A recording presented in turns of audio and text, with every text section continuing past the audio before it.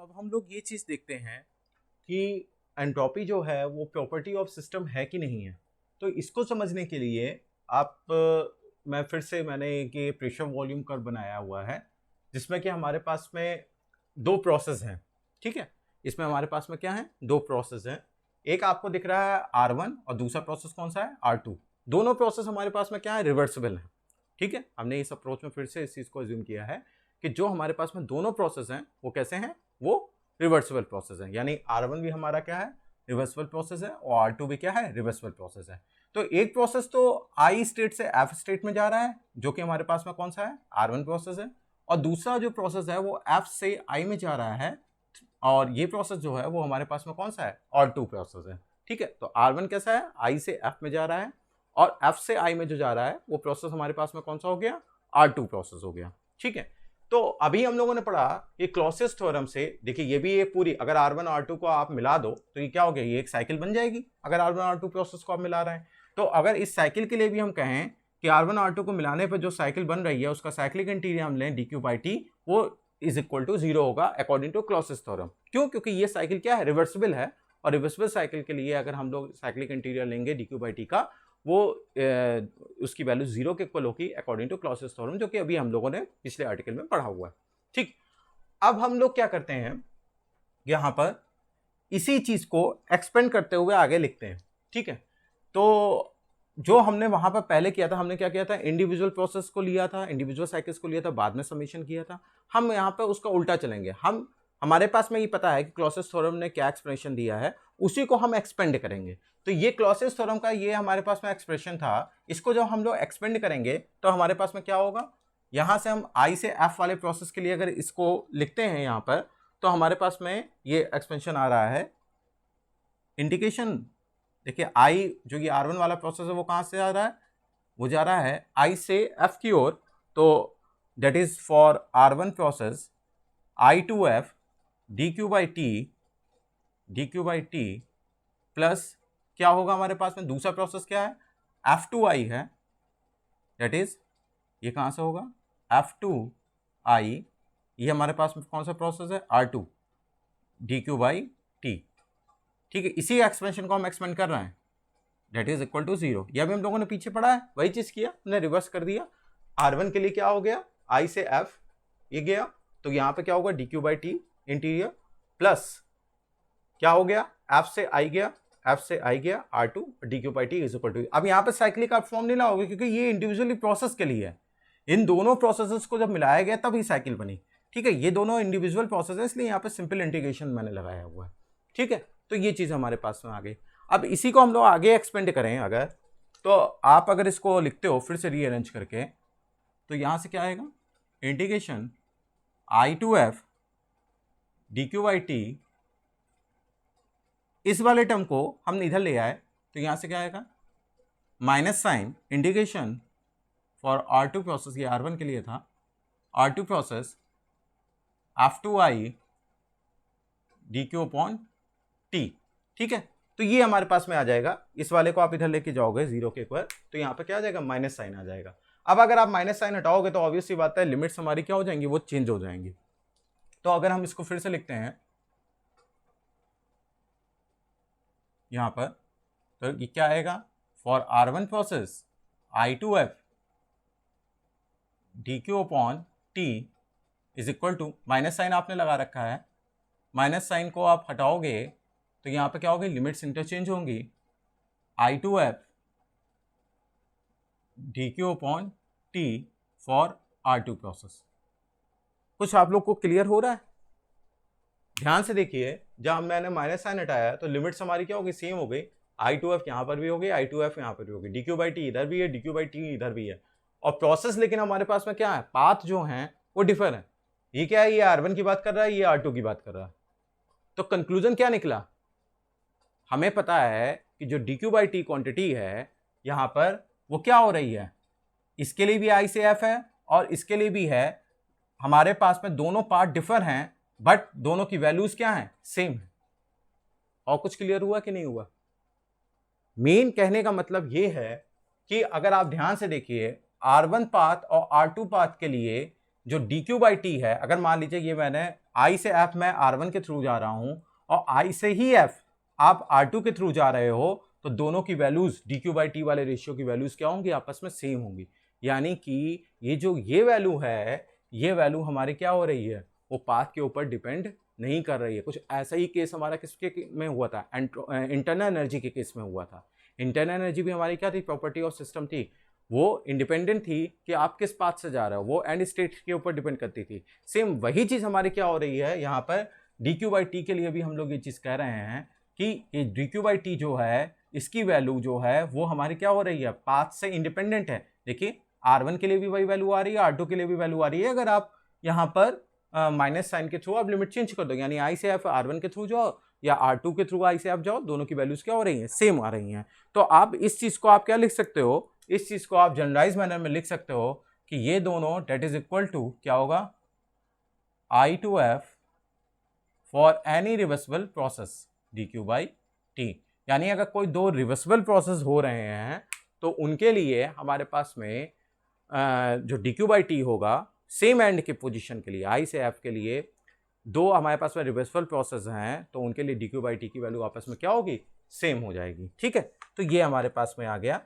Then इसके बाद अगर हम लोग देखें तो ये तो हो गया एक बड़े ही पार्ट के लिए। अगर बहुत ही स्मॉल इंटीरियर में अगर ये पूरा प्रोसेस हो रहा है, ठीक है, जब इक्विलिब्रियम स्टेट्स हमारे पास में बहुत क्या हो, इनफाइनाइटली स्मॉल हो, तो आप उस कंडीशन में इनफाइनाइटली स्मॉल केस के लिए एंड पोजीशन के लिए आप ये लिख सकते हैं कि dQ/T।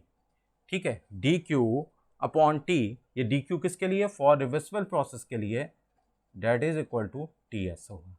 क्यों, क्योंकि जो ये प्रॉपर्टी आपको दिख रही है, भाई बात क्या आई कि R1 के लिए dQ/T, R2 के लिए भी सेम एंड स्टेट के लिए dQ/T, ये वैल्यू क्या हो रही है, वो इक्वल हो रही है। तो ये dQ/T है क्या, तो इस dQ/T को हम लोग क्या लिख सकते हैं, यही dQ/T हमारे पास में क्या हो जाएगी, एंट्रोपी हो जाएगी। ठीक है, तो यही dQ/T को अगर आप लिखते हो तो ये dQ/T क्या हो जाएगा, SF माइनस SI, यानी चेंज इन एंट्रोपी हो गई। ठीक है, तो आपको ने देखिए पहले टर्म में हमने एंट्रोपी को फिजिकली मीनिंग को उसको समझने की कोशिश की। सेकेंड स्टेप में हमने एंट्रोपी के लिए क्लॉसियस थ्योरम को समझा, dQ/T कैसे ये जीरो के इक्वल होता है। थर्ड स्टेज में हमने क्लॉसियस थ्योरम के एक्सपेंशन को एक्सपेंड करते हुए dQ/T की वैल्यू को एंट्रोपी वाले टर्म से रिलेट किया। तो ये पहला वो टर्म है जहां पर हमने ये समझा कि एंट्रोपी की वैल्यू किसके बराबर आती है, किस मैथमेटिकल एक्सपेंशन के बराबर होती है। तो जो ये आपको dQ/T वैल्यू ये कंजर्व हो रही थी, पाथ से इंडिपेंडेंट थी, उसकी वैल्यू किसके बराबर है, SF माइनस SI, यानी ये चेंज इन एंट्रोपी के इक्वल होगी। ठीक है, तो ये हमारे पास में एंट्रोपी का एक्सपेंशन आया कि अगर कोई प्रोसेस हमारे पास रिवर्सिबल हो रहा है तो हम क्या लिख सकते हैं, dQ reversible upon T that is equal to DS।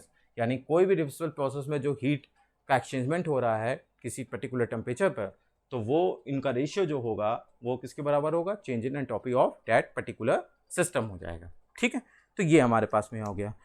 तो इससे ये कंक्लूजन निकला कि जो ये एंट्रोपी हमारे पास है वो कैसा है, एग्जैक्ट डिफरेंशियल है, एग्जैक्ट डिफरेंशियल प्रॉपर्टी है, जैसे कि हमारे पास में जो था वो property of system internal energy था। ठीक है, तो ये चीज़ हमारे पास में आ गई। अब आप ये कहोगे कि सर थर्मोडायनेमिक्स में अधिकतर प्रोसेस तो हमारे पास में क्या होते हैं, इरिवर्सिबल होते हैं। प्रैक्टिकली प्रोसेस सही बात है कि इरिवर्सिबल होते हैं। थ्योरिकली तो हम लोग अपने एक्सपेंशन को समझने के लिए, थ्योरी को समझने के लिए ये एजम्पशन ले लेते हैं कि ये प्रोसेस हमारे पास में कैसे हैं, रिवर्सिबल हैं, पर प्रैक्टिकली सारे प्रोसेस इरिवर्सिबल हैं। तो किसी सेम एंड पोजिशन पर अगर कोई इरिवर्सिबल प्रोसेस हो रहा है तो उसके लिए हम एंट्रोपी कैसे निकालेंगे, क्योंकि मैंने तो आपको ये पूरा मेथड जो है वो किस पर बताया है, वो बताया है रिवर्सिबल प्रोसेस के लिए। तो उस चीज को हम लोग अब समझ लेते हैं। ठीक है, देखिए इसमें हमने एक केस लिया हुआ है। यहां पर आप देखिए दो प्रोसेस आपको दिख रहे हैं, एक तो ये देखिए डॉटेड लाइन से दिख रहा है और एक क्या है, ये कॉन्टिन्यूस लाइन से है। ठीक है, ये दोनों प्रोसेस I to F जा रहे हैं। ये देखिए डॉटेड लाइन वाला भी I से F जा रहा है और ये जो कॉन्टिन्यूस लाइन वाला है ये भी हमारा I से F जा रहा है। तो ध्यान देखिए ये जो आपको डॉटेड लाइन वाला प्रोसेस है ये एक्चुअल इरिवर्सिबल पाथ है। ठीक है, जैसे कि प्रैक्टिकली कोई प्रोसेस होता है इरिवर्सिबल होता है, तो वही हमने क्या किया, डिसकंटिन्यूअस लाइन से दिखाया। ये मैंने आपको फर्स्ट चैप्टर में भी बताया था कि जो हमारे पास में इरिवर्सिबल पाथ होते हैं उनको हम डिसकंटिन्यूअस लाइन से दिखाते हैं, और जो रिवर्सिबल पाथ होते हैं उनको हम लोग कॉन्टिन्यूअस लाइन से दिखाते हैं। तो आई से एफ का जो ये हमारा डिसकंटिन्यूअस वाला है, ये हमारे पास में एक्चुअल इरिवर्सिबल पाथ है, ये आई से एफ में जा रहा है। ठीक, अब हमको क्या है, इसी एक्चुअल इरिवर्सिबल पाथ के लिए चेंज इन एंट्रोपी निकालनी है। ठीक है, जो एक्चुअल इरिवर्सिबल पाथ आई से एफ को कनेक्ट कर रहा है, इसके लिए हमें चेंज इन एंट्रोपी निकालनी है। ठीक है, अब इसको कैसे निकालें? हमने तो सारी कैलकुलेशन में ये अज्यूम करके रखा था पहले, जो अभी आपने देखा जो डी क्यू बाई टी करके हमने एंट्रोपी निकाली थी, तो वो डी क्यू किसके एसोसिएट थी? रिवर्सिबल पाथ के लिए थी। तो आपको क्या करना पड़ेगा, कभी भी ऐसी प्रॉब्लम आती है जिसमें इरिवर्सिबल पाथ के लिए आपको एंट्रोपी चेंज निकालनी है, तो सबसे पहले आप क्या कीजिए, इस एक्चुअल इरिवर्सिबल पाथ को रिप्लेस कीजिए रिवर्सिबल पाथ में बिटवीन सेम एंड पोजीशन। देखिए आई से एफ में ये हमारा एक्चुअल पाथ था, इरिवर्सिबल पाथ था, हमने क्या किया, आई से एफ में सबसे पहले क्या किया, एक रिवर्सिबल पाथ को खींच दिया। ठीक है, क्यों? क्योंकि हम इरिवर्सिबल पाथ के लिए तो कैलकुलेशन कर ही नहीं पाएंगे, हम किसके लिए कैलकुलेशन कर सकते हैं? रिवर्सिबल पाथ के लिए। तो हमको वैसे भी पता है कि यहाँ पर क्या होगा, आई से एफ के लिए जो हमारे पास में एक्चुअल पाथ गया है, उन्हीं एंड पोजीशन के बीच में हमने क्या किया, एक रिवर्सिबल पाथ कर दिया। और उस रिवर्सिबल पाथ के लिए आपको पता है कि जो हमारे पास में हीट एसोसिएट हो रही है, ये हमको पता है डी क्यू रिवर्सिबल। ठीक है, डी क्यू रिवर्सिबल जो है, जो हमारे पास में हीट एसोसिएट हो रही है, वो हमारे किस में है? रिवर्सिबल पाथ है, जो कि आई से एफ पोजीशन के लिए हो जा रहा है। तो यहाँ से अगर आप चेंज इन एंट्रोपी निकालेंगे तो चेंज इन एंट्रोपी हमारे पास में क्या हो जाएगी, जो कि S F minus S I होगी। तो S F minus S I that is equal to reversible path heat transformation जो हमारे पास में हो रहा है, यानी कि I to F D Q reversible upon T. ये हमारे पास में क्या होगा, हमारे पास में चेंज इन एंट्रोपी आ जाएगी। ठीक है, चेंज इन एंट्रोपी हमारे पास में आ जाएगी इस पाथ के लिए। ठीक है, और यही हमारे क्या होगी, डेल्टा एस फॉर इरिवर्सिबल हम लोग ले लेंगे, इरिवर्सिबल पाथ। ठीक है, क्लियर हो रही बात? तो कभी भी आपके पास में इरिवर्सिबल पाथ है तो उसको आप क्या करोगे, उसके लिए एंट्रोपी निकालने के लिए पहले आप उसको रिवर्सिबल में चेंज करोगे, और फिर रिवर्सिबल पाथ के लिए जो हीट एसोसिएट है वो प्रॉब्लम में आपको गिवन होगी, उसके थ्रू आप एंट्रोपी को आप कैलकुलेट करोगे। ठीक है, तो ये छोटी सी चीज़ थी जिसको हम लोगों ने समझ लिया। अब इसके बाद आता है टेम्परेचर एंट्रोपी प्लॉट। देखिए, इसमें मैंने कुछ कर्व प्लॉट कर रखे हैं टेम्परेचर एंट्रोपी प्लॉट में। पहला कर्व आप देखिए, ये टीएस डायग्राम है हमारे पास में। ये एक हमारे पास में कोई इरिवर्सिबल पार्ट था जो कि आई से एफ स्टेज में जा रहा है। ठीक है, ये जो डॉटेड लाइन से मैंने दिखाया डिसकंटिन्यूअस लाइन से, ये आई से एफ में जा रहा है, कोई इरिवर्सिबल पाथ है। अब इसके लिए हमें चेंज इन एंट्रोपी निकालनी है, और उसके थ्रू हमें क्या है, अमाउंट ऑफ हीट कितना ट्रांसफर हो रहा है ये निकालना पड़ेगा। ठीक है, तो आप ध्यान रखिए, मैंने अभी आपको बताया कि एंट्रोपी को अगर आपको कैलकुलेट करना है तो आप डायरेक्ट इरिवर्सिबल पाथ के लिए नहीं निकाल सकते, आपको इरिवर्सिबल पाथ को किस में चेंज करना पड़ेगा, रिवर्सिबल पाथ में। तो हमने वही चीज़ की, ये जो डिसकंटिन्यूअस लाइन थी आई से एफ के बीच में, ठीक है, इसको हमने क्या किया, एक रिवर्सिबल पाथ से, ये देखिए कॉन्टिन्यूअस लाइन से इसको पहले क्या किया, रिप्लेस किया। अब इस रिवर्सिबल पाथ के लिए हम लोग अपनी कैलकुलेशन को आगे प्रोसीड करते हैं। ठीक, तो हमको एक्चुअली जो हमारा मेन मोटो था वो क्या था कि एक तो एंट्रोपी चेंज तो आप निकाल ही रहे हो, और अगर आपको एंट्रोपी की वैल्यू गिवन है तो आपको हीट कितना उसमें एसोसिएट हो रहा है वो भी आपको कैलकुलेट करना आना चाहिए। तो हमको ये चीज़ पता है कि जो अभी एक्सपेंशन हम लोगों ने पढ़ा हुआ था वो क्या था, वो एक्सपेंशन हमारे पास में था। मैं इस वाले के लिए कैलकुलेशन कर रहा हूँ, फर्स्ट वाले के लिए। तो हमने ये पढ़ा था कि डी एस इक्वल टू क्या हो रहा था, डी क्यू बाई टी। तो अगर आप इसको रीअरेंज करोगे तो हमारे पास में क्या आएगा, डी क्यू इक्वल्स टू क्या होगा, टी डी एस आ जाएगा। अब चूंकि आप ये डी क्यू की बात कर रहे हो, या एंट्रोपी किसके थ्रू निकाल रहे हो, रिवर्सिबल पाथ के लिए निकाल रहे हो, क्योंकि इरिवर्सिबल के लिए तो डायरेक्ट हम निकाल नहीं सकते थे। तो रिवर्सिबल पाथ में जो हीट एसोसिएट हो रही है वो आप यहाँ पे यूज करोगे। ठीक है, तो यहाँ पे क्या होगा, d q for r, r का मतलब क्या है, जो हीट हमारी एसोसिएट होगी, ट्रांसफॉर्मेशन हीट का एसोसिएट होगा रिवर्सिबल पाथ के लिए, उसको आप यूज करोगे, ना कि इरिवर्सिबल वाले के लिए, क्योंकि डायरेक्ट रिवर्सिबल के लिए आप नहीं कैलकुलेट कर सकते। तो यहां से हमने क्या किया, d q r that is equal to t D s. तो अगर आप दोनों तरफ इंटीग्रेशन कर दोगे तो यहां से क्यू आर की वैल्यू क्या आएगी, डेट इज इंटीग्रेशन ऑफ कहां से, I to F T D S. ये हमारे पास में एक्सपेंशन बन जाएगा। ठीक है, ये हमारे पास में क्या है, ये मैंने आपको फर्स्ट में बताया है अब आप कहोगे सर इंटीग्रेशन में आपने टेम्परेचर को अंदर क्यों रखा हुआ है? देखिए ये एक ऐसा प्रोसेस है जिसमें टेम्परेचर भी आई से एफ में क्या हो रहा है, वेरी कर रहा है ना। तो दोनों टर्म हमारे वेरी कर रहा है, टेम्परेचर भी यहाँ पे वेरी कर रहा है और एंट्रोपी भी हमारी वेरी कर रही है, इसीलिए दोनों टर्म क्या है हमारे पास में इंटीग्रेशन के अंदर है, ठीक है, कोई कांस्टेंट नहीं है।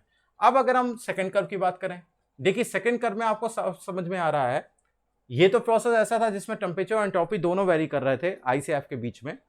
अगर आप सेकंड केस में बात करो तो सेकंड केस जो एक कर्व बना हुआ है वो एक ऐसा है जिसमें कोई एक ऐसा प्रोसेस है आई से एफ जिसमें कि रिवर्सिबली आइसोथर्मली हीट का जो है ट्रांसफॉर्मेशन हो रहा है, यानी कोई आई से एफ ऐसा प्रोसेस है, रिवर्सिबल आइसोथर्मल प्रोसेस है जिसमें हमारा हीट का ट्रांसफॉर्मेशन हो रहा है, ठीक है। इसकी वैल्यू को कैसे कैलकुलेट करेंगे, तो आप फिर से यही वाला एक्सपेंशन आप लगा दो, ds equal to D Q by T.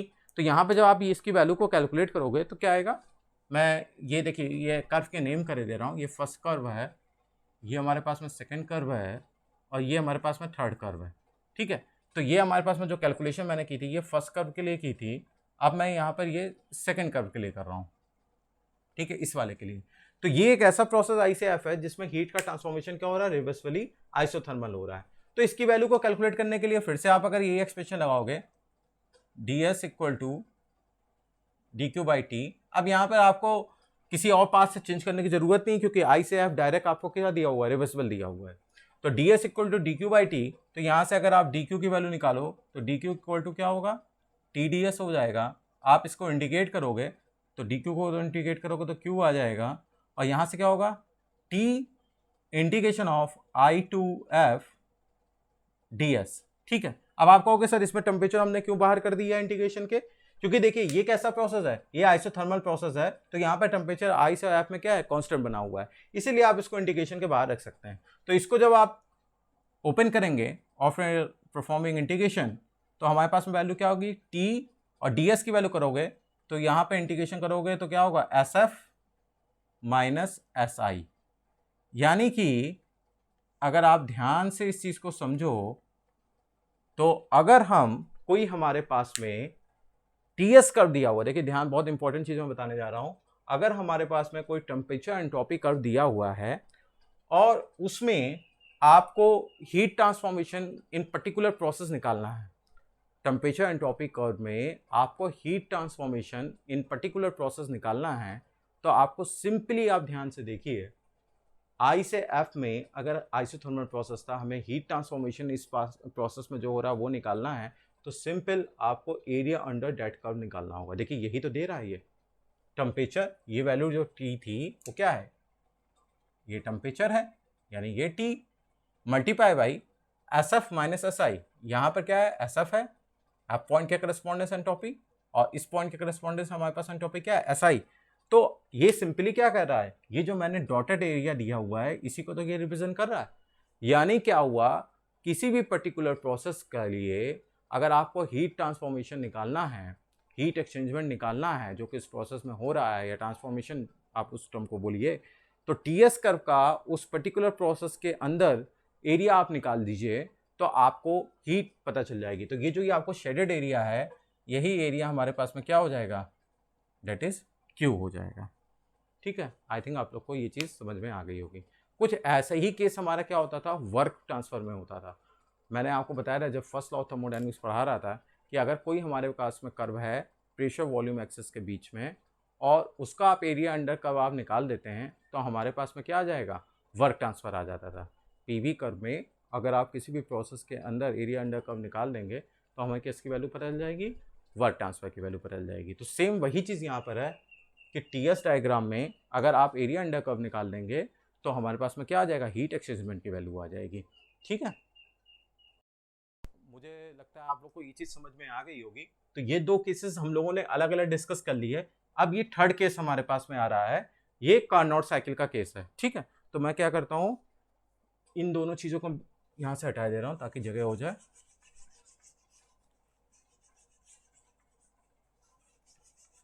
ये चीज़ हमेशा ध्यान रखिएगा कि एरिया अंडर टीएस कर्व अगर आप निकाल रहे हैं तो हीट ट्रांसफॉर्मेशन जो हो रहा है उस पर्टिकुलर प्रोसेस में उसकी वैल्यू आपको आ जाएगी। लाइक वैसे ही जैसे कि पीवी कर्व में आप एरिया अंडर कर्व निकालते थे तो वर्क ट्रांसफर आ जाता था। अब देखिए ये थर्ड केस है, ये थर्ड केस में अगर आप ध्यान से देखें तो ये हमारी कार्नोट साइकिल बनी हुई है। कार्नोट साइकिल में हमारे पास 4 प्रोसेस होते थे, 2 रिवर्सिबल आइसोथर्मल और 2 रिवर्सिबल एडियाबैटिक प्रोसेस। ठीक है, तो आप ध्यान से देखिए यहाँ पर ये जो हमारे पास में प्रोसेस है 4 to 1 एंड सेकेंड से थर्ड, ये हमारे पास क्या है, कॉन्स्टेंट टेम्परेचर प्रोसेस है, कार्नोट साइकिल है, रिवर्सिबल है ये प्रोसेस। तो रिवर्सिबल आइसोथर्मल हो गए कौन कौन से, हमारे पास में 4th से 1 और सेकंड से थर्ड, और दूसरे हमारे पास में है 3rd से 4th एंड 1st से सेकंड। ये हमारे पास में, अब अगर आप इस कर्व के हिसाब से आप देखो तो ये कहोगे ये 2 आइसोएंट्रोपिक प्रोसेस हैं। देखिए आप 3rd से 4th जितनी एंट्रोपी यहाँ 3rd पे होगी उतनी ही हमारी वही वैल्यू क्या होगी 4th पे होगी, क्योंकि ये वर्टिकल लाइन है। उसी तरीके से आप यहाँ पर देखो 1 पर जो एंट्रोपी होगी वही वैल्यू क्या होगी हमारी 2nd पे होगी, क्योंकि ये भी हमारे पास में क्या है, एक वर्टिकल लाइन है। तो कंक्लूजन क्या निकला कि 1 से 2nd ये हमारा आइसोएंट्रोपिक प्रोसेस होगा, उसी तरीके से 3rd से 4th भी हमारा क्या होगा, आइसोएंट्रोपिक प्रोसेस होगा। अब आप ये कहोगे सर आइसोएंट्रोपिक प्रोसेस कैसे रिवर्सिबल एडियाबैटिक प्रोसेस हो गया, ये हम कैसे मान लें। देखिए ध्यान से आप समझिएगा, ds इक्वल टू हमारे पास में एक्सप्रेशन क्या था, dq/t। ठीक है, अगर हम लोग मान लीजिए 3rd से 4th वाला ही प्रोसेस को कंसीडर कर लें, तो अगर ये रिवर्सिबल एडियाबैटिक प्रोसेस है कार्नोट साइकिल में, तो हमारे पास में हीट एक्सचेंजमेंट क्या होगा, 0 होगा। भाई रिवर्सिबल एडियाबैटिक प्रोसेस है तो Q की वैल्यू क्या होगी, हीट ट्रांसफॉर्मेशन 0 होगा। तो उस कंडीशन में हमारे पास में dq की वैल्यू कितनी होगी, दैट इज इक्वल टू 0। तो 0 upon something that is equal to 0। तो ds की वैल्यू 0 यानी s की वैल्यू क्या हो गई, कांस्टेंट हो गई। समझ में आया आपको कि अगर कोई प्रोसेस हमारे पास में रिवर्सिबल एडियाबैटिक है तो वो हमारा प्रोसेस कैसा हो जाएगा, आइसोएंट्रोपिक प्रोसेस हो जाएगा। ठीक है, कोई प्रोसेस अगर हमारे पास में रिवर्सिबल एडियाबैटिक है तो वो प्रोसेस हमारा क्या हो जाएगा, आइसोएंट्रोपिक हो जाएगा। बट इसका रिवर्स ट्रू नहीं है। अगर कोई प्रोसेस हमारे पास में आइसोएंट्रोपिक है तो ये जरूरी नहीं है कि वो रिवर्सिबल एडियाबैटिक होगा। ध्यान से मेरी बात सुनिएगा, अगर कोई प्रोसेस हमारे पास में रिवर्सिबल एडियाबैटिक है तो वो आइसोएंट्रोपिक होगा। ठीक है, ये देखिए रिवर्सिबल एडियाबैटिक है, dq की वैल्यू 0 हो गई, 0 upon something that is equal to ds की वैल्यू 0। तो इसका मतलब s की वैल्यू कांस्टेंट, s की वैल्यू कांस्टेंट यानी कि क्या, वो क्या हो गया, प्रोसेस आइसोएंट्रोपिक हो गया। बट अगर आप इसका रिवर्स लेके जाओ, रिवर्स हमारे पास में क्या है कि कोई प्रोसेस आइसोएंट्रोपिक है तो क्या वो रिवर्सिबल एडियाबैटिक होगा, ऐसा कोई जरूरी नहीं है। हो भी सकता है, नहीं भी हो सकता है। अब आप कहोगे ऐसा सर क्यों बोल रहे हैं, इसके बारे में हम लोग आगे डिस्कस करेंगे, अभी मैं आपको नहीं बताऊंगा, इसके बारे में हम आगे डिस्कस करेंगे। क्योंकि आइसोएंट्रोपिक प्रोसेस होने के बावजूद भी रिवर्सिबल एडियाबैटिक प्रोसेस हो भी सकता है और नहीं भी हो सकता है। ठीक है, लेकिन हाँ ये जरूर है कि अगर कोई प्रोसेस रिवर्सिबल एडियाबैटिक है तो डेफिनेटली वो आइसोएंट्रोपिक होगा। ठीक, तो ये हमारे पास में हो गया। तो कंक्लूजन क्या हो गया कि 3 से 4 जिसमें एंट्रोपी कांस्टेंट है और 1st से 2nd जिसमें एंट्रोपी कांस्टेंट है, इसका मतलब क्या हो गया, वो रिवर्सिबल एडियाबैटिक प्रोसेस हो गए। तो अगर हम लोग कार्नोट साइकिल की बात करें तो कार्नोट साइकिल क्या थी, कार्नोट साइकिल यही थी जिसमें हमारे पास ये 4 प्रोसेस थे, 2 रिवर्सिबल आइसोथर्मल और 2 रिवर्सिबल एडियाबैटिक प्रोसेस। ठीक है, तो अब अगर हम इस कार्नोट साइकिल के लिए इफिशिएंसी की वैल्यू कैलकुलेट करें, ठीक है, कार्नोट साइकिल की इफिशिएंसी हम निकालना है। ठीक है, तो इफिशिएंसी कार्नोट साइकिल क्या होगी, हीट एक्सचेंजमेंट। ठीक है, नेट हीट एक्सचेंजमेंट कितना हो रहा है, तो आप देखिए Q1 अमाउंट ऑफ हीट यहाँ पर क्या हो रही है, हमारी सिस्टम के अंदर जा रही है, और Q2 अमाउंट ऑफ हीट हमारी क्या हो रही है, सिस्टम से बाहर जा रही है। तो वर्क डन कितना हो रहा होगा, work done simply W equals to Q1 - Q2 होगा। भाई किसी भी चीज की आप इफिशिएंसी अगर निकालते हो तो इफिशिएंसी क्या होती है, that is work output upon heat input, यही तो होती है इफिशिएंसी। किसी भी सिस्टम की इफिशिएंसी आप निकाल रहे हो तो क्या होगा, work output upon heat input. तो यहाँ पर वर्क आउटपुट क्या होगा, Q1 अमाउंट ऑफ हीट हमारे पास में अंदर सिस्टम ने अब्जॉर्व की और Q2 निकाल दी, तो वर्क हमारे पास कितना हुआ, दैट इज Q1 - Q2, जो हमारा वर्क आउटपुट में निकला डिफरेंस अपॉन क्या होगा, Q1 होगा।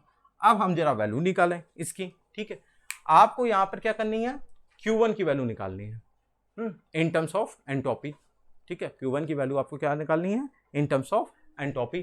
तो उसकी वैल्यू को हम लोग कैसे निकालेंगे, जरा ध्यान से समझिएगा। Q1 की वैल्यू, Q1 क्या है, ये यानी अगर आप ये 1 से 4 वाला जो प्रोसेस है इसका एरिया अंडर कर्व निकाल दो, जैसे कि यहां पर हुआ था I से F वाले प्रोसेस में।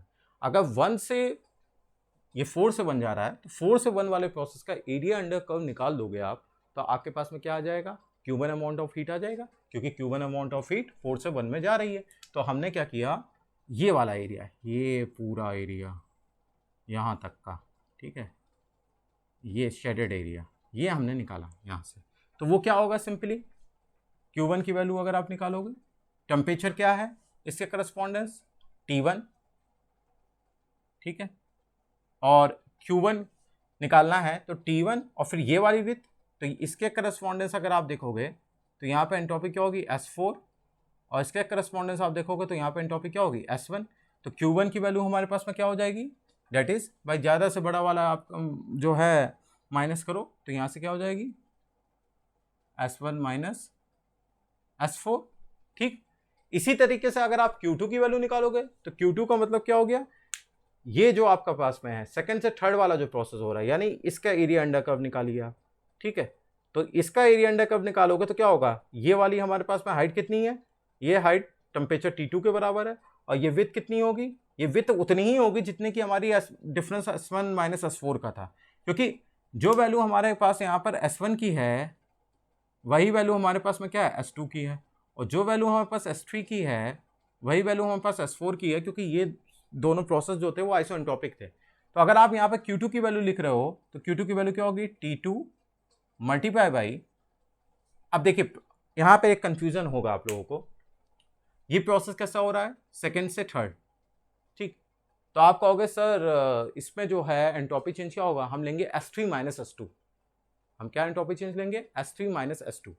तो आप अगर S3 माइनस S2 लोगे तो ऑब्वियसली बात है S3 की वैल्यू, एंट्रोपी की वैल्यू क्या होगी, कम होगी इन कंपेयर टू S2, ठीक। तो जो आपकी वैल्यू आएगी T2, ये value T2 S3 minus S2, तो ये वैल्यू जो आपके पास में आ रही है ये वैल्यू क्या होगी, विथ माइनस साइन आएगी, क्योंकि S3 की वैल्यू S2 से कम होगी।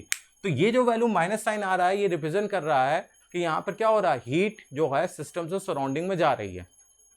बात क्लियर हो रही है, सिस्टम से हीट क्या हो रही है, सराउंडिंग में जा रही है, इसी वजह से S3 माइनस S2 की वैल्यू क्या हो रही है, निगेटिव आ रही है, ठीक है। ये इस सिस्टम को रिप्रेजेंट कर रहा है। तो अब आपने ऑलरेडी यहाँ पर क्या कर रखा है, माइनस साइन लगा रखा है, ठीक है। तो चूंकि यहाँ पर माइनस साइन आपने पहले से ही लगा दिया है और आप ये भी वैल्यू कंसीडर कर लोगे तो ये Q1 प्लस Q2 हो जाएगा।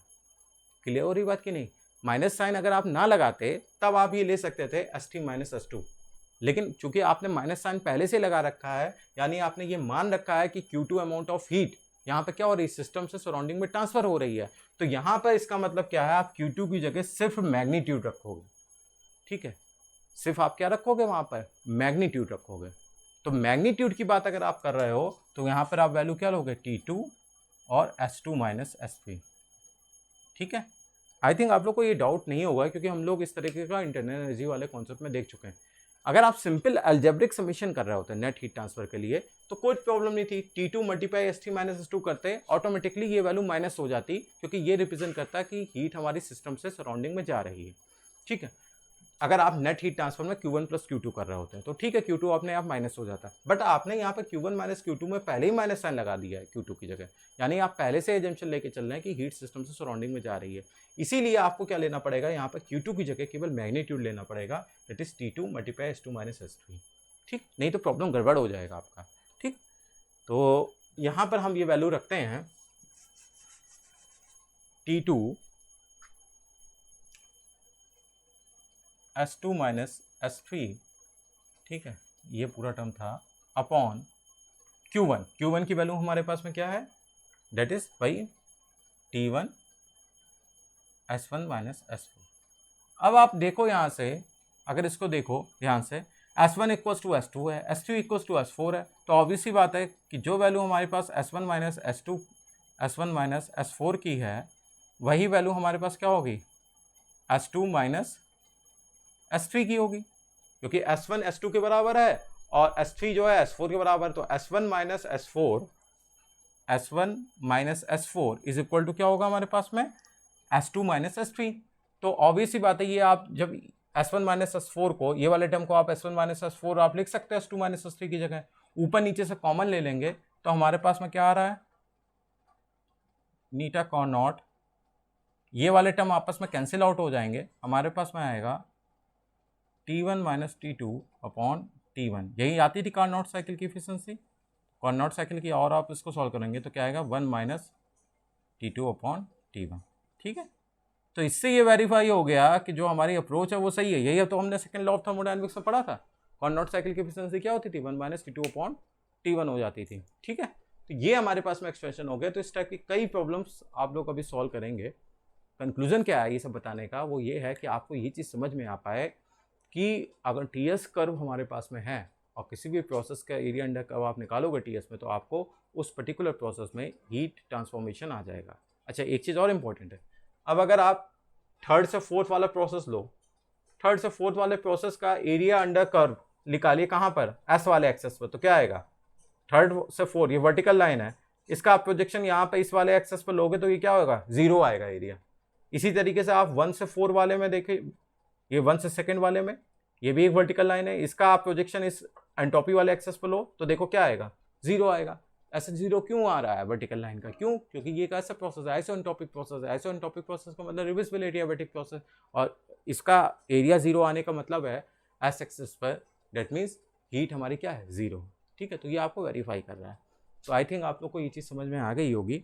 अब हम लोग जो है, अच्छा इसी तरीके से आप वर्क ट्रांसफर भी निकाल सकते थे। ये जो ऊपर वाला है टर्म, ये आपका क्या Q1 माइनस Q2, यानी ये पूरा जो टर्म है ये आपको वर्क को रिप्रेजेंट कर रहा है, इस साइकिल में जो वर्क आउटपुट निकल रहा है। अब इसके आगे हम लोग कुछ न्यूमेरिकल प्रॉब्लम्स को देख लेते हैं। ठीक है, जो कि जितना अभी आज तक मैंने पढ़ाया है उसके ऊपर बेस्ड होंगी। ठीक, देखिए ये एक प्रॉब्लम हमारे पास में दी हुई है। A cyclic device operates between 3 thermal reservoirs. Thermal reservoirs मैंने आपको बताया था क्या होते थे, वो सब्सटेंस जिनके पास में इनफाइनाइट हीट कैपेसिटी होती थी, यानी आप उससे चाहे जितना भी अमाउंट ऑफ हीट को एक्सट्रैक्ट कर लो या चाहे जितना भी अमाउंट ऑफ हीट आप उसके अंदर सप्लाई कर लो, उसके टेम्परेचर में चेंज नहीं होता था। ठीक है, इनफाइनाइट हीट कैपेसिटी होती थी। तो हमारे पास में ये एक सिस्टम है, इसमें क्या है, 3 थर्मल रिजर्वायर हैं। एक 1000 केल्विन पर रखा हुआ है, एक 500 केल्विन पर रखा हुआ है और एक 300 केल्विन पर है, और ये कोई एक साइक्लिक डिवाइस है। तो ये साइक्लिक डिवाइस इस तरीके से वर्क कर रही है, ये 1000 केल्विन से 100 kilo joule amount of heat अपने अंदर एब्जॉर्ब कर रही है। ठीक है, 1000 केल्विन से 100 kilo joule amount of heat absorb कर रही है। 500 वाले केल्विन से भी जो थर्मल रिजर्वायर है उससे भी 50 kilo joule amount of heat को एब्जॉर्ब कर रही है। और जो ये डिवाइस है ये 60 kilo joule amount of heat 300 kelvin वाले को क्या कर रही है, सप्लाई कर रही है। यानी आप इसको मोटे तौर पर समझें तो ये जो साइक्लिक डिवाइस है ये दो जगह से, 100 वाले से और 1000 केल्विन वाले से और 500 केल्विन वाले से हीट को क्या कर रही है, एब्जॉर्ब कर रही है। 100 किलो जूल, 50 किलो जूल और 60 किलो जूल जो ये सप्लाई कर रही है 300 की तरफ। दो थर्मल रिजर्वायर से हीट को इसने अपने अंदर एब्जॉर्ब किया और तीसरे वाले 300 वाले की तरफ हीट को ट्रांसफर कर दिया। ये ऐसी साइक्लिक डिवाइस है। अब क्वेश्चन में पूछा जा रहा है कि ये साइक्लिक डिवाइस क्या है, रिवर्सिबल हीट इंजन है, रिवर्सिबल पंप या रेफ्रिजरेटर है, इरिवर्सिबल हीट इंजन है या इरिवर्सिबल पंप और रेफ्रिजरेटर है। हमें इन चारों ऑप्शन में से एक कोई सही ऑप्शन को समझना है। तो अभी मैंने आपको क्लॉसियस थ्योरम बताया, अगर ये रिवर्सिबल हीट इंजन होगा तो उस कंडीशन में क्या होगा, हमारे पास में ये रिवर्सिबल साइकिल के ऊपर वर्क कर रहा होगा, और रिवर्सिबल साइकिल के ऊपर अगर वर्क कर रहा होगा तो उस कंडीशन में क्या होगा, जो इसका साइक्लिक इंटीरियर होगा dQ/T वो किसके इक्वल होगा, 0 के ऊपर होगा। क्लॉसियस थ्योरम ने ये तो कहा था कि जो आपका साइक्लिक इंटीरियर था किसी भी साइकिल का, अगर वो रिवर्सिबल है पूरी साइकिल, तो उसका cyclic interior dQ/T that must be equal to 0। तो हम लोग यहाँ पे जरा इसको चेक कर लेते हैं। ठीक है, अगर आप यहाँ पे देखो हमारे पास में जो वैल्यूज हैं वो क्या है, Q1 जो हमारे पास में वैल्यू है वो कितनी है, 100 किलो जूल है, और T1 किसके करस्पॉन्डेंस है, ये 1000 केल्विन के करस्पॉन्डेंस है। Q2 हमारे पास क्या हो गया, 50 किलो जूल हो गई, और टेम्परेचर किसके करस्पॉन्डेंस है, 500 केल्विन के correspondence. Q3 amount of heat है वो क्या है, 60 किलो जूल है, और किसके टेम्परेचर के करस्पॉन्डेंस है, 300 केल्विन के करस्पॉन्डेंस। अब आप जरा इसको क्लॉसियस जो हमारे पास में एक्सप्रेशन था वो क्या था, साइक्लिक इंटीरियर ऑफ dQ/T। ठीक है, किसी भी साइकिल के लिए जो ये क्लॉसियस थ्योरम थी वो क्या थी, cyclic interior of dQ/T that is must be equal to 0। तो अगर आप इस एक्सप्रेशन को आप सॉल्व कर रहे हैं तो इसके हिसाब से क्या होगा, Q1 upon T1 plus Q2 upon T2 plus Q3 upon T3 that is equal to 0। ठीक, ये हमारे पास में आएगा। अब Q1 की वैल्यू क्या है, यहाँ पर है 100 अपॉन टेम्परेचर T1 की वैल्यू कितनी है 1000 प्लस Q2 की वैल्यू हमारे पास में कितनी है 50 किलो जूल, टेम्परेचर की वैल्यू कितनी है 500। अब देखिए यहाँ पर थोड़ा सा आपको दिमाग लगाना पड़ेगा। Q3 इसकी वैल्यू हमारे पास में कितनी है 60 किलो जूल, बट ये क्या है, एक सिस्टम में इस साइक्लिक जो डिवाइस है ये इसमें आ रही है कि जा रही है, तो आप कहोगे सर 60 किलो जूल तो इस साइक्लिक डिवाइस से बाहर जा रही है सराउंडिंग में। डेट मीन्स क्या होगा, इसकी वैल्यू को आपको निगेटिव कंसीडर करना पड़ेगा। देखिए यहाँ पर मैंने सिंपल अलजेब्रिक समीशन किया, इसी वजह से मैं कह रहा हूँ। पहले वाला भी हमने जब डेरिवेशन किया था तो उसमें डायरेक्ट जब मैं साइकिल की इफिशिएंसी कॉर्नर साइकिल की निकाल रहा था तो उसमें Q1 माइनस Q2 ले लिया था, माइनस साइन पहले से ले लिया था, इसी वजह से आपको मैंने एंट्रोपी वाला कॉन्सेप्ट बताया था। बट अगर आप सिंपल अलजेब्रिक समीशन कर रहे हो तो फिर आपको अपनी तरफ से माइनस साइन वहाँ पर लगाना पड़ेगा, क्योंकि वो माइनस साइन लगाना जरूरी है, वो जो कि साइन को रिप्रेजेंट करेगा। ये मैंने जनरलाइज दिया, इसमें मुझे नहीं पता कि Q3 क्या है। Q3 में भी हीट अब्जॉर्ब भी हो सकती है और हीट रिलीज भी हो सकती है। अब हीट अब्जॉर्ब है तो आपको पॉजिटिव लेना है, हीट रिजेक्ट है तो माइनस साइन लेना है। तो यहाँ पर Q3 अमाउंट ऑफ हीट जो हमारे पास में ये 60 आ रहा था उसको आप क्या करोगे विथ माइनस साइन लोगे, क्योंकि वो इस साइक्लिक डिवाइस से बाहर जा रही है। हम इस साइक्लिक डिवाइस पर फोकस कर रहे हैं। Q1 और Q2 पॉजिटिव है क्योंकि ये हीट अंदर आ रही है और ये Q3 क्या है बाहर जा रही है, इसलिए माइनस लेंगे। तो यहाँ से ये क्या होगा -60 अपॉन टेम्परेचर कितना है 300 है। ठीक है, ये वैल्यू अभी हमको नहीं पता है कि ये वैल्यू 0 के इक्वल आएगी। ठीक है, अगर ये वैल्यू 0 के इक्वल आ जाती है, ये जो वैल्यू है अगर ये हमारी वैल्यू 0 के इक्वल आ जाती है तो इसका मतलब क्या है, हमारे पास में ये रिवर्सिबल हीट इंजन होगा, अदरवाइज नहीं होगा। तो हम वही चेक कर रहे हैं। ये तो हमारे पास में क्या था, ये तो हमारे पास में क्लॉसियस थ्योरम थी, जिसको हमने यूज़ किया। तो इसको जब आप सॉल्व करोगे तो सॉल्व करने के बाद आप देखोगे कि ये वैल्यू 0 आ रही। तो 0 आने का मतलब क्या है, ये वैल्यू अगर 0 आ रही है तो इसका मतलब क्या है, ये डिवाइस जो होगी आपकी रिवर्सिबल हीट इंजन होगी, यानी कि ये ऑप्शन आपका क्या होगा, ये ऑप्शन हमारा सही हो जाएगा। ठीक है, तो आई थिंक आप लोग को ये चीज़ क्लियर हो गई होगी। जब आप इसको सॉल्व करोगे तो ये वैल्यू हमारी 0 आएगी, जिससे कि क्योंकि आप सिंपल आप देख लीजिए, ये टर्म कैंसिल हो गया तो ये 1/10 यानी 0.1 आ जाएगा। ये टर्म कैंसिल हो जाएगा, ये भी 1/10 आएगा, यानी हमारे पास क्या आएगा 0.1 आ जाएगा। और ये वाले टर्म को आप कैंसिल आउट करोगे तो ये हमारे पास 1/5 आएगा, यानी जब इसको सॉल्व करोगे माइनस साइन के साथ में तो -0.2 आएगा, जिसको सॉल्व करने के बाद आपकी वैल्यू क्या आएगी 0 आ जाएगी। ठीक है, तो ये जो है प्रूव हो गया कि ये हमारे पास में प्रॉब्लम जो है ये रिवर्सिबल हीट इंजन है। एक दूसरा प्रॉब्लम भी हम लोग देख लेते हैं। देखिए नेक्स्ट प्रॉब्लम हमारे पास में है, कंसीडर फॉलोइंग 2 प्रोसेसेस। हमारे पास में 2 प्रोसेस हैं, क्या क्या है, a heat source at 1200 kelvin losses 2500 kilo joule of heat to a sink at 800 kelvin. ये कोई प्रोसेस है जिसमें क्या हो रहा है, कोई हीट सोर्स है, ये हीट सोर्स क्या कर रहा है 1200 केल्विन पर है रखा हुआ, और वो 2500 किलो जूल ऑफ हीट को रेडिएट कर रहा है टुवर्ड्स सिंक, और सिंक का टेम्परेचर कितना है 800 केल्विन है। ठीक है, एक दूसरा प्रोसेस है जिसमें क्या कह रहा है, कोई दूसरा हीट सोर्स है जो कि 800 केल्विन पर है, लॉस कर रहा है 2000 kilo joule of heat to a sink 500 kelvin.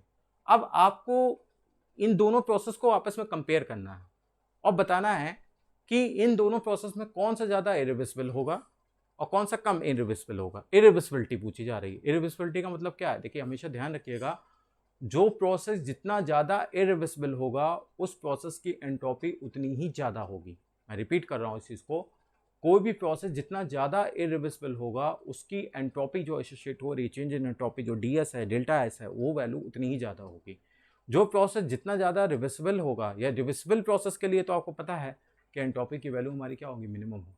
ठीक है, तो कोई भी प्रोसेस जितना ज़्यादा इरिवर्सिबल होगा उसकी एंट्रोपी उतनी ही ज़्यादा हाई होगी। ठीक, तो हम लोग यहाँ पे इस प्रॉब्लम को देख लेते हैं, बहुत ही सिंपल है। तब तो हमें कंक्लूजन क्या निकल गया, अगर हमसे ही पूछा जा रहा है कि इन दोनों प्रोसेस में कौन सबसे ज़्यादा इरिवर्सिबल होगा तो सिंपली हमें क्या करना है, हमको ये निकाल देना है, दोनों प्रोसेस की इंडिविजुअल एंट्रोपी हम निकाल लें।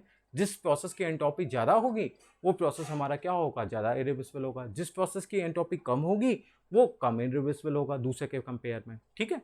तो हम लोग वही चीज़ करते हैं। तो फर्स्ट पार्ट में आप ध्यान से देखिए, a heat source at 1200 kelvin losses 2500 kilo joule of heat to a sink at 800 kelvin. यानी कि यहाँ पर क्या हो रहा है, ये हमारे पास में, ये मैं प्रोसेस ए के लिए लिख रहा हूँ, ठीक है, प्रोसेस ए के लिए है, प्रोसेस ए के लिए ये कोई हमारे पास में हीट सोर्स होगा। ये हीट सोर्स कितने पर रखा हुआ है, 1200 केल्विन पर है, ठीक है। और इससे हमारी जो हीट निकल रही है वो कितनी है, 2500 किलो जूल। और ये किधर की हो जा रही है, सिंक है, सिंक हमारा कितना है, 800 केल्विन का है, ठीक है। कोई दूसरा प्रोसेस भी है, ठीक है, कोई दूसरा प्रोसेस भी है, उसके लिए अगर हम देखें तो हमारे पास में जो सोर्स है वो हमारा 800 केल्विन पर है, और उससे जो अमाउंट ऑफ हीट निकल रही है वो कितनी है, 2000 किलो जूल है। और सिंक का टेम्परेचर जो है वो कितना है, 500 केल्विन है, ठीक है। ये हमारे पास में दोनों के फिगर हो गए। अब आप ध्यान से देखिए, हमको निकालना है एंट्रोपी, किसकी एंट्रोपी कितनी है। तो प्रोसेस ए की एंट्रोपी अगर आप निकाल रहे हो, प्रोसेस ए के लिए अगर आप एंट्रोपी की वैल्यू कैलकुलेट करो तो हमको क्या पता चल रहा है, यहाँ पे देखिए दो टर्म है। एक तो हमारे पास में क्या हो रही है, एंट्रोपी इस सोर्स की वजह से एसोसिएट होगी, दूसरी इस सिंक की वजह से एसोसिएट होगी। तो सोर्स की वजह से एंट्रोपी कितनी एसोसिएट हो रही है, पहले तो ये निकालें। हमें पता है एंट्रोपी के लिए एक्सप्रेशन क्या निकालते हैं हम, ds इक्वल टू dq/t, है ना। एंट्रोपी के लिए जो एक्सप्रेशन हमारे पास है वो क्या है, ds इक्वल टू dq/t। तो अगर हम यहाँ पे देखें, इस सोर्स की वजह से जो एंट्रोपी एसोसिएट होगी वो क्या होगी, तो प्रोसेस ए के लिए अगर हम लोग कर रहे हैं तो यहाँ से क्या होगा, 2500 दैट इज क्यू, ये 2500 जो 2500 है kilo joule, that is amount of heat. तो क्यू डी क्यू अपॉन क्या होगा, टेम्परेचर कितना है, 1200 केल्विन, ठीक है। ये किसके इक्वल आ रहा है, इसको मैं मिटा दे रहा हूँ, ये हमारा किसके इक्वल है, ये हमारा प्रोसेस एस के लिए, delta S for a process, ये हम लोग निकाल रहे हैं, delta S for a process. तो 2500 अपॉन 1200 ये हमारा क्या हो गया, इस सोर्स की वजह से जो हीट निकल रही थी उसका हो गया। अब ये सिंक में क्या हो रही है, हीट एब्जॉर्ब हो रही है, ठीक है। सिंक में हमारे पास में क्या हो रहा है, हीट हमारे पास में एब्जॉर्ब हो रही है। तो आप ध्यान से देखो, 1200 वाले केल्विन से ये हीट क्या हो रही है, निकल रही है। तो इसको आप क्या लोगे, एज ए माइनस साइन लोगे, तो ये माइनस साइन यहाँ पर आ जाएगा, ठीक है, -2500 अपॉन 1200। और ये 2500 वाली हीट किधर जा रही है, 800 में अंदर इंटर कर रही है। तो कोई भी सिस्टम में जब हीट अंदर इंटर करती है तो वो क्या होती है, पॉजिटिव होती है। तो आप, अच्छा, अमाउंट ऑफ हीट वही है 2500 अपॉन टेम्परेचर कितना है, 800। अब हम इस पूरे प्रोसेस के लिए डेल्टा एस फॉर ए के लिए अगर ये एंट्रोपी की वैल्यू को कैलकुलेट करें तो ये वैल्यू हमारे पास आ रही है 1.041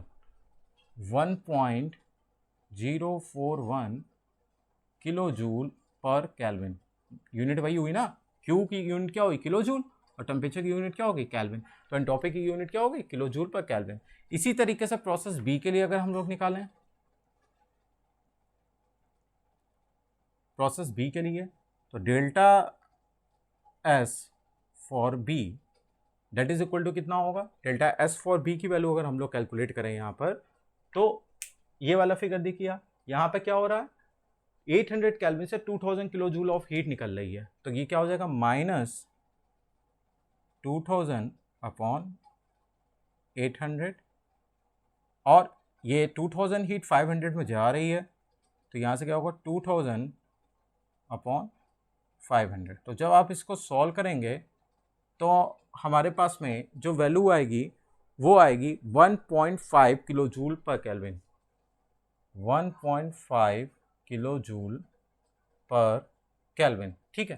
तो ये हमारे पास में हो गया, डेल्टा एस ए की वैल्यू आ गई, डेल्टा एस बी की वैल्यू आ गई। देखिए, इससे तो कंक्लूजन ये निकल रहा है कि हमारे पास में दोनों प्रोसेस इरिवर्सिबल हैं, क्योंकि दोनों में एंट्रोपी एसोसिएट हो रही है। मैंने आपको बताया एंट्रोपी जो एसोसिएट हो रही है वो किसका इंडेक्स है, डिसऑर्डर का।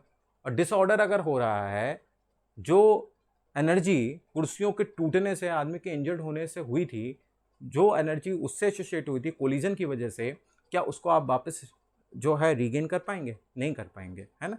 उसी तरीके से मॉलिक्यूल्स में जो एनर्जी एक दूसरे के कांटेक्ट के होने की वजह से कोलिजन में डिसिपेट हुई थी, उस एनर्जी को आप वापस रीगेन नहीं कर पाएंगे, और वही तो डिसऑर्डर का मेन रीज़न था। तो इसका मतलब क्या था, जो डिसऑर्डर वो हो रहा था उसके थ्रू जो एनर्जी एसोसिएट हो रही थी उसको हम वापस रीगेन नहीं कर पा रहे हैं, तो वही हमारा क्या था, एंट्रोपी था। तो वही चीज़ यहाँ पे आ रही है कि जिस प्रोसेस में जितनी ज़्यादा एंट्रोपी होगी उतना ज़्यादा आपका डिसऑर्डर होगा, उतना ज़्यादा डिसऑर्डर के थ्रू एनर्जी एसोसिएट हो रही होगी, यानी वो प्रोसेस उतना ही ज़्यादा इरिवर्सिबल होगा, क्योंकि इरिवर्सिबल प्रोसेस में जो हीट एनर्जी हमारी या जो भी एनर्जी डिसिपेट होती है उसको हम लोग रीगेन नहीं कर पाते हैं। तो वही चीज़ यहाँ पे मैं बता रहा हूँ कि जिस प्रोसेस में एंट्रोपी की वैल्यू ज़्यादा होगी उस प्रोसेस में आपकी इरिवर्सिबिलिटी भी क्या होगी, ज़्यादा होगी। ठीक है, तो यहाँ से अगर आप देखो दोनों वैल्यूज़ को कंपेयर करो तो आपको साफ दिख रहा है कि डेल्टा एस बी की वैल्यू जो है, डेल्टा एस बी की वैल्यू जो है वो ग्रेटर देन है डेल्टा एस ए, यानी कि बी प्रोसेस की जो एंट्रोपी है वो ए प्रोसेस से ज़्यादा है। इससे कंक्लूजन क्या निकला कि जो इरिवर्सिबिलिटी बी प्रोसेस की होगी वो ज़्यादा होगी इन कंपेयर टू ए। तो यानी आपका जो सी ऑप्शन है वो हमारा क्या होगा, सही होगा यहाँ पर। ठीक है, तो आज की क्लास में हम लोग इसको यहीं तक रखते हैं। नेक्स्ट क्लास में हम आगे का स्टडी करेंगे और उस पर बेस हम लोग प्रॉब्लम देखेंगे। आप लोग को जो कोई डाउट्स हो तो आप लोग जो है मुझसे पूछ सकते हैं, मेरे मेल आईडी पर भी पूछ सकते हैं, व्हाट्सएप पर भी आप क्वेश्चन पूछ सकते हैं, या मैं वीडियो जो यूट्यूब पे अपलोड कर रहा हूँ तो उसके कमेंट बॉक्स में आप लोग अपना प्रॉब्लम लिख दीजिएगा। तो नेक्स्ट लेक्चर बनाते वक्त मैं कोशिश ये करूँगा कि वो जो आपका प्रॉब्लम है उसको मैं सॉर्ट आउट कर पाऊँ। ठीक है, थैंक यू वेरी मच।